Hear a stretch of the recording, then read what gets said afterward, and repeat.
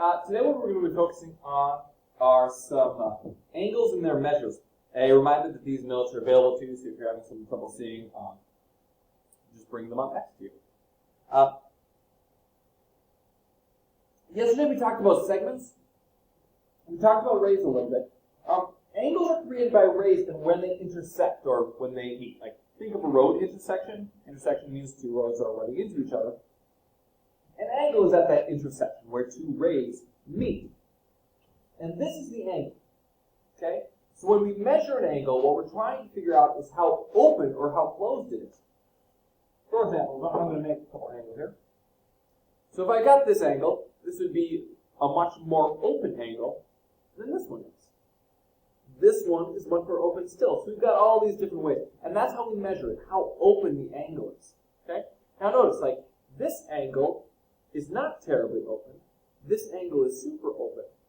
But if I have, like, this angle is just as open as, like, this angle would be. How big, like how far out the lines shoot, doesn't matter. That's not important to the measurement of an angle. Just how open or closed that angle is. Okay? So, we're going to cover a couple of things here. Let's get some definitions going here. Cool.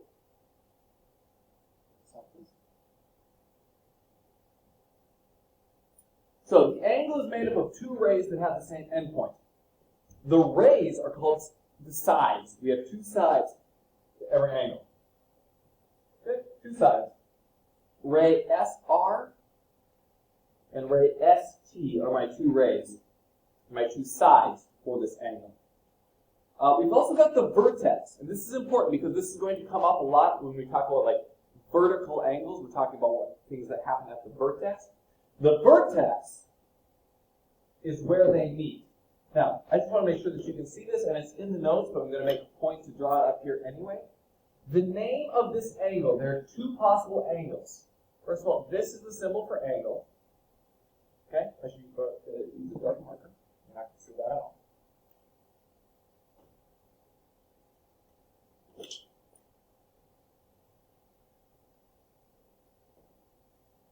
Okay?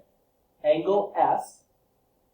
Notice we draw a little angle in front of it to name the angle. The second one would be angle RST or TSR. Okay? What that means is that TS and SR are going to be my sides, and the vertex is happening at S. Okay? We will often have to use this second one when we have more than one angle happening at the same place. Now, this is obviously angle S, but if I added another ray here, ray U, and I said angle S, I don't know which angle we're going to be talking about because we've got 1, 2, 3 different options there. So now when I say angle TSR, now that's TSR, I'm talking about this angle right there. So that's important, okay? Make sure you get the order of the letters right, and make sure that the vertex, where the two rays meet, is your middle letter. All right. Moving on past the definitions just a little bit here.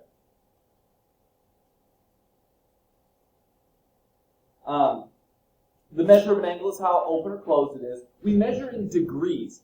There's also another way that you can measure using radians, but we're not going to touch those in this class. But you will notice that occasionally, like your calculator is going to be doing some math wrong. That's because you can set it for either degrees or radians. So we just need to make sure that we're always in degrees. Congruent angles. Congruent angles are kind of the same as congruent segments. It means they have the same measurement.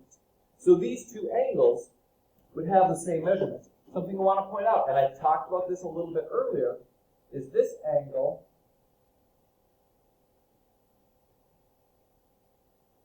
and that angle can be congruent. Sure, this one has, like, it's been drawn bigger, but the angle, how open it is the same. And this is the congruent symbol. Like those hash marks that we drew in the segments, now we're drawing kind of hash marks through the angles. So these two would be congruent. If we had more than one angle, we would just add more than one arc there. Okay? So that's when we're talking about congruent angles. They have the same measurement, and that's how we identify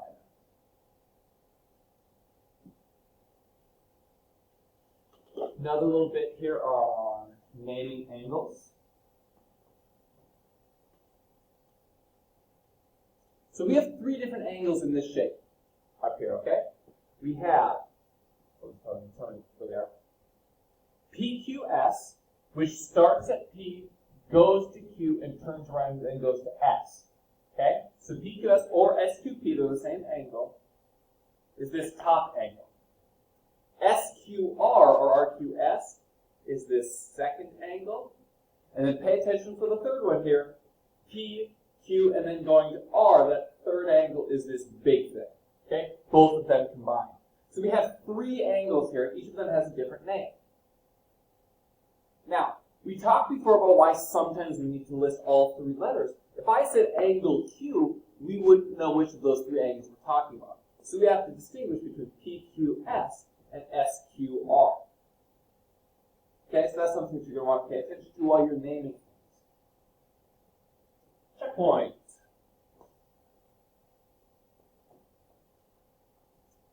So, let's just talk about angle 1 really quickly.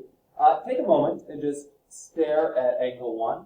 And there are three names that we could name this. Take a moment and just think about what those three might be. I'm going to drink some tea while I wait for you. Maybe not. I don't know. Alright, cool. So we've got three names here. The first would be angle RST. The second would be angle TSR. And the third would be angle S. We can call this one angle S because there aren't any other angles to distinguish it from. So we can just call it angle S. Whereas over here, for example, 2 or 3, we can't call this angle M. There are too many options. We don't know what angle we're talking about. Okay? So we're going to zip through those. We are not going to be using protractors here.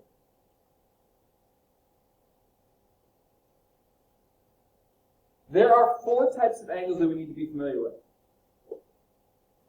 90 degrees is a real... I'm actually going to start by talking about this right angle. 90 degrees is important.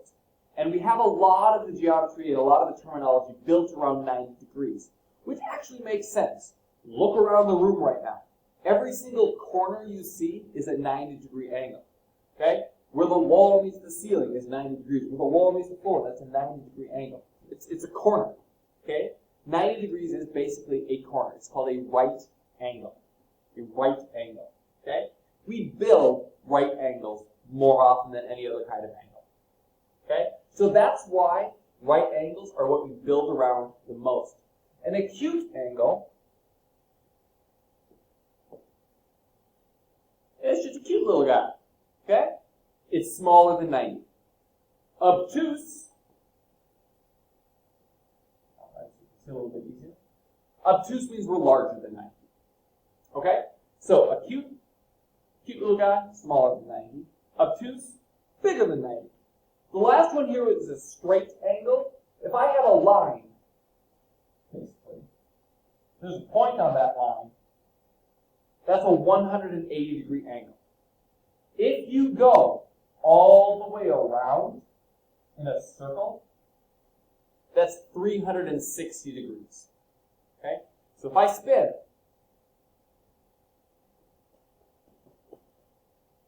I spun around 360 degrees. Okay? 360 is all the way around. 90 is a quarter of the way. 90 times 4 is 360. So that makes sense. I go 90 degrees. I go 90 degrees. I go 90 degrees. I go 90 degrees. I've gone 360 degrees. I'm not going to spend a lot of time on this because I want to get you going. Let's just classify these real quick. Take a moment and looking at these angle measurements. Think about them for a moment. Are they acute, obtuse, or right?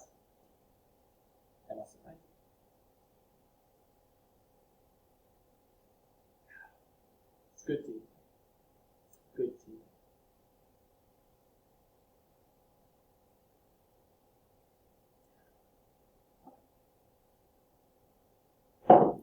if I have an angle that is 17 degrees in this first example, 17 degrees is going to be much less than 90. This is an acute angle. 180 is a straight line. Remember that because it's half of 360. And then 173 is very much obtuse. The angle addition postulate. This is super similar to the segment addition postulate. Basically, if I have two angles, and they're right next to each other, and this one's 30, and this one is, I don't know, 8. There's no way that's 80. That's a terrible idea. Let's make it 50. That'll actually be close to what it is. If this angle is 30 and this angle is 50, then the big angle is going to be 80. To find larger angles, you just add the little ones together. Okay? So very similar to the segment addition postulate. So we're going to find the measurement of angle PTM. Again, looking at your notes. So PTM. Well, we know that PTN and NTM, we know those two angle measurements. So if the two smaller angles are 30 and 40, to find the bigger angle, we add them together. 30 and 40 is 70. The larger angle is going to be 70. Just add the pieces together. Over here, let's just walk through these together. This is 50 and 40, so this will give me 90. 40 and 90 will give me 130. That's a nice obtuse angle. Down here, I want to talk about the symbology here. Symbology, the symbolism, the symbols we're using, the notation. This 60 degrees means that this angle is 60. But this bigger arc, notice the bigger arc here, and this arrow means that bigger piece is 135. So if the whole thing is 135 and the small piece is 60, then the other smaller piece will be 75. Okay? The last one on the right here, 60 and 20, will give you 80 degrees. Okay? That's not your assignment, because we're not going to actually do that. If you're watching this, I'm going to assume that you've watched the last two videos. I did it a little bit differently today, where I was actually walking and standing in front of you. In class, do me a favor, let me know if this is better or worse than the last two videos where I was kind of entirely on my screen, flipping back and forth a little bit. That'll help me out because I want to make sure that I'm making videos that are, useful. So, let me know in class, and I'll see you there.